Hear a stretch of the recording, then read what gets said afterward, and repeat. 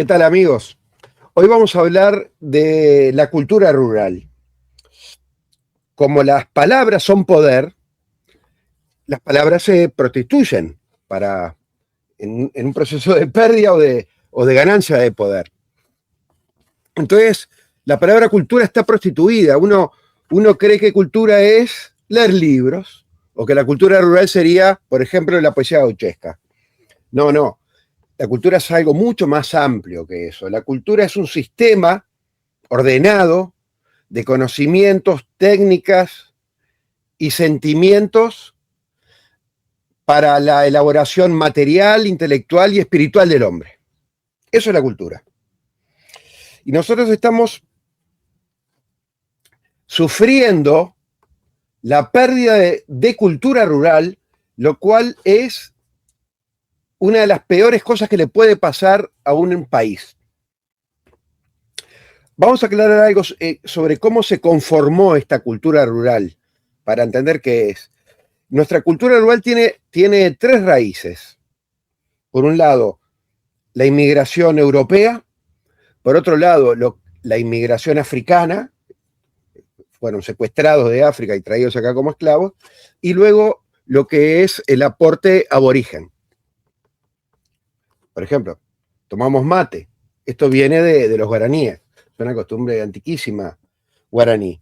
Entonces, en cuanto a la herencia europea, está clarísimo, ¿verdad? En la producción, en las técnicas de producción, cómo incide esta herencia europea. Bueno, vinieron canarios, vinieron vascos, vinieron incluso portugueses.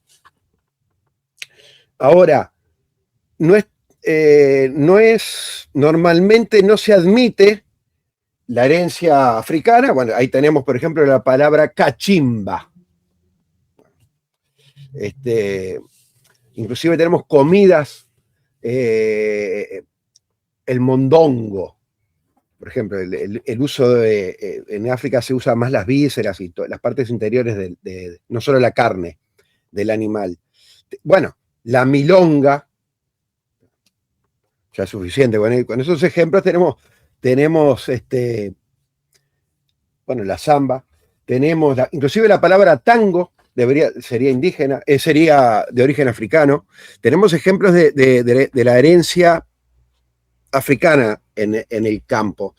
Y luego la aborigen está clarísima, no solo en los nombres de los ríos y una cantidad de lugares, sino en una percepción de la naturaleza que tiene el hombre de campo. Es una influencia claramente aborigen. No solo el uso de los yuyos, ya con eso tendríamos sino una forma de relacionarse con los ríos, de relacionarse con el caballo. Por ejemplo, la doma racional, que también se llama la doma india, es un ejemplo de cómo los indígenas, los guaraníes y los charrúas, los indígenas que había por acá, fueron los que mejor entendieron al caballo. Estaban más cerca del caballo. Eran los mejores jinetes, eso está ultra demostrado. No había cómo igualarlos. Pero eso se transmite a nosotros. Primero, porque el propio gaucho es hijo de españoles y de indias, ¿verdad? Pero luego porque vinieron por el año pasado, 1830, vinieron entre 4 y 8 mil indios de las misiones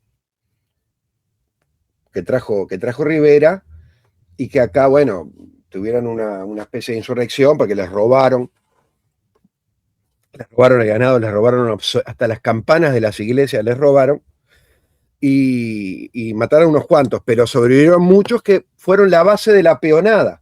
Entonces, esta forma de montar a caballo o de usar el lazo, todo eso viene en realidad viene de una mixtura, pero viene de los indígenas. Ahora bien, la cultura rural no se transmite por libros, ¿sí? Hay libros de agronomía, pero es una herencia, es una cultura que vive en la cabeza de la gente. La gente de campo transmite todos esos conocimientos relativos a cuándo sembrar, qué abonos usar, cómo crear un árbol o cómo injertarlo, dónde hacer un pozo, dónde está el agua para hacer un pozo, cómo ayudar a la aparición de un animal, cómo domarlo, bueno, miles de cosas, la transmite el padre al hijo, porque el hijo después se va a encargar de esa tierra. Ahora, tenemos un problema, 1.200 familias por año abandonan el campo. Estos datos eran para el censo agrario del 2011. Para el 2011, 1.200 pequeños productores perdían el campo, pero familias enteras. Y ese campo se le apodera al latifundio. UPM manejaba 466.000 hectáreas, entre las que tiene y las que renta, casi la 30ª parte del país. A medida que estos pequeños propietarios pierden sus tierras, obviamente los gana el latifundio, que la mitad de nuestra tierra está en manos de extranjeros, de transnacionales. Entonces, ese hombre, con sus hijos que termina viniendo a la ciudad, no le va a transmitir el saber de la producción a su hijo, pues no es necesario. Va a trabajar el hombre, va a trabajar de sereno, el gurí va a trabajar en un supermercado, no tiene la necesidad de transmitir esa cultura. Entonces, como decía Ricardo Rojas, cada vez que muere un viejo analfabeto del campo es como si se quemara una inmensa biblioteca de conocimientos rurales. Es lo que nos estaba sucediendo. Esta cultura rural no solo significa técnicas de producción, sino que también significa un modo de vivir. Por ejemplo, en el campo uno tiene que aprovechar todo, está más lejos de conseguir cosas.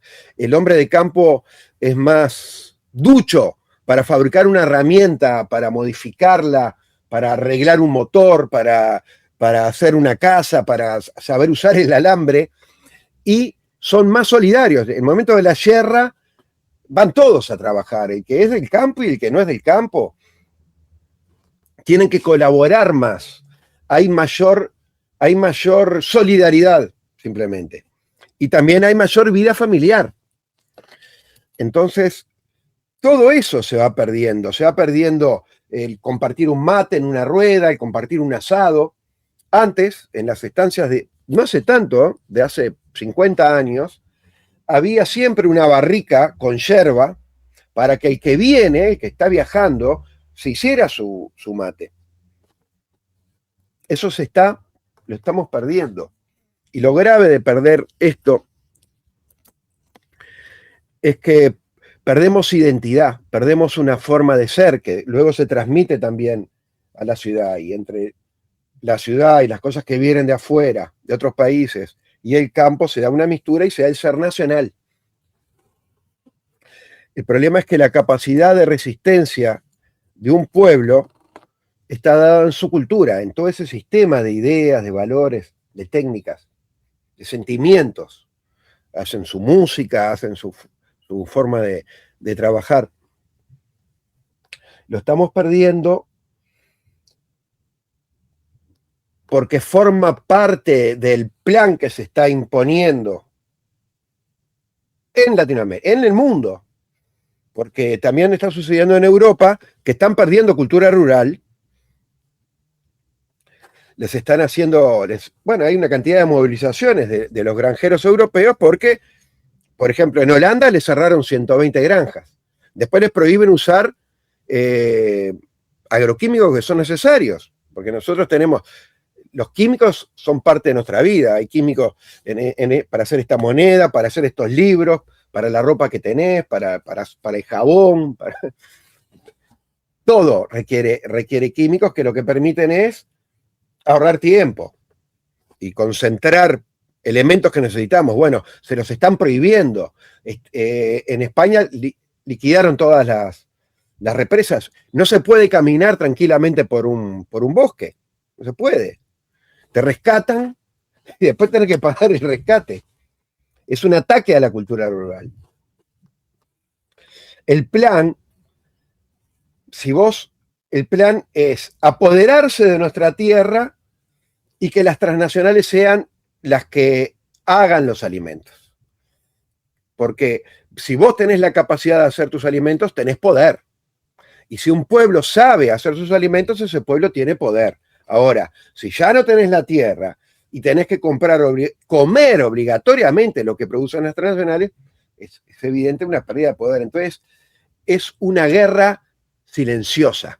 Es una invasión silenciosa que estamos viviendo. No nos tiran misiles, no nos tiran bombas, no hay disparos, pero silenciosamente se van quedando con la tierra y nosotros silenciosamente vamos perdiendo cultura. Mira este dato.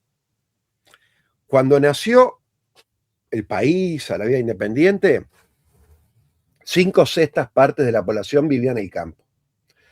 En el año 1961, el 21% de la población vivía en el campo. Hoy, el 4% de la población vive en el campo y se está yendo.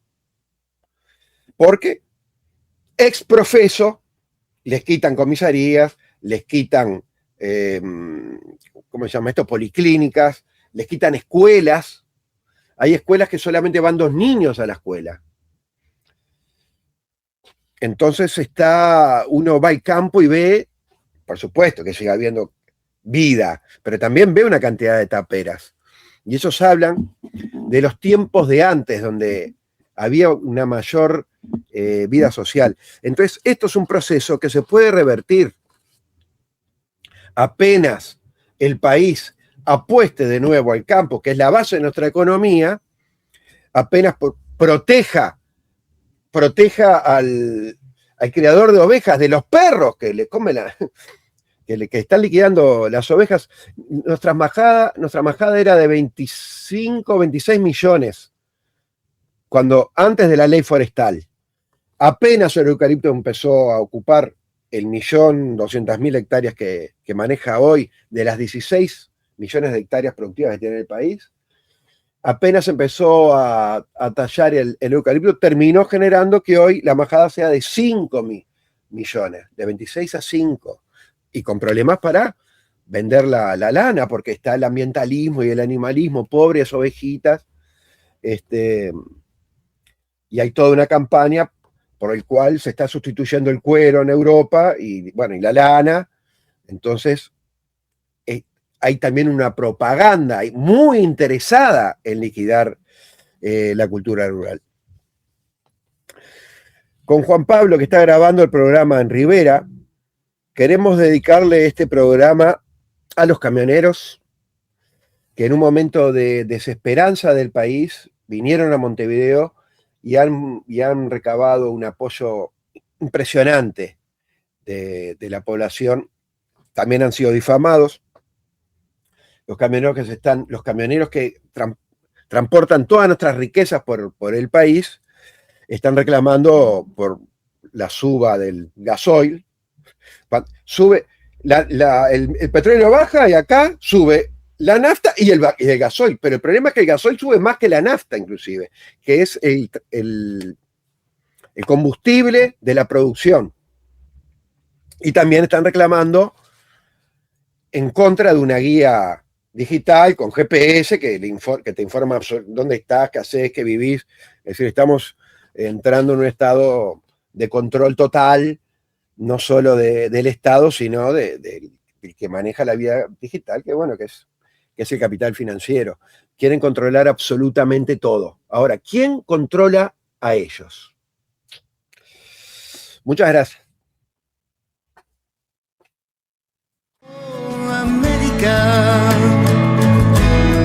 Despierta de tu sueño.